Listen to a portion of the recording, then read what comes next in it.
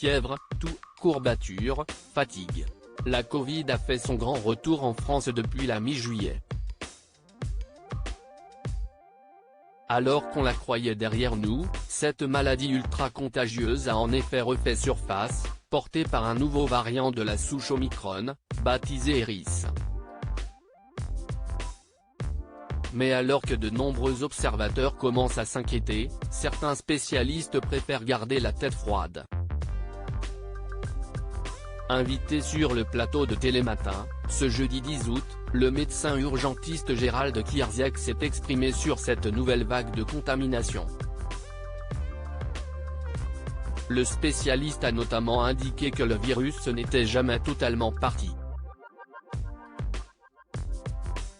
La disparition du Covid ? Quand on dit qu'il est revenu. Oui, il remonte, mais est-ce qu'il a vraiment disparu ? C'est vrai qu'on testait moins donc on avait moins l'impression qu'il était présent.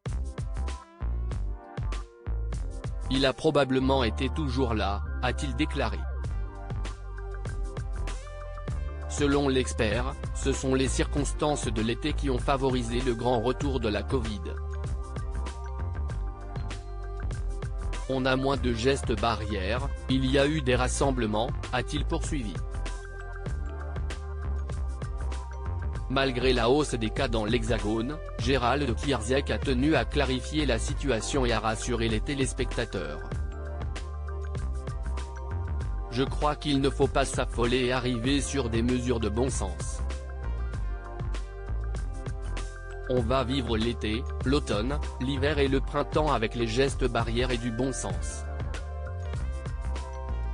On aère, on se lave les mains, on éternue dans son coude, a-t-il ajouté, précisant que le port du masque était fortement recommandé pour les personnes contaminées. Supérieur à Martin Blachier, Didier Raoult, Gérald Kierzek. Ces médecins et spécialistes santé qui ont marqué la crise sanitaire. Mais qui est Gérald Kierzek, l'un des médecins les plus connus du PAF ? C'est en 2020, à cause de la propagation de la Covid en France, que Gérald Kierzek a été révélé au grand public. Présent sur de nombreux plateaux télévisés, le spécialiste décortiquait l'évolution du virus en donnant ses avis très tranchés. Médecin urgentiste à l'hôpital Hôtel-Dieu, APHP, à Paris et consultant TF1 LCI, le consultant a pour mission prioritaire de rassurer ses auditeurs, comme il l'avait indiqué lors d'un entretien avec Le Monde.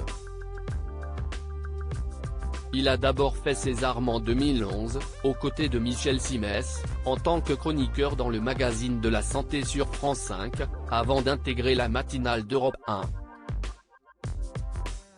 Les téléspectateurs ont ensuite eu le bonheur de le retrouver sur France 2, dans Je t'aime, etc.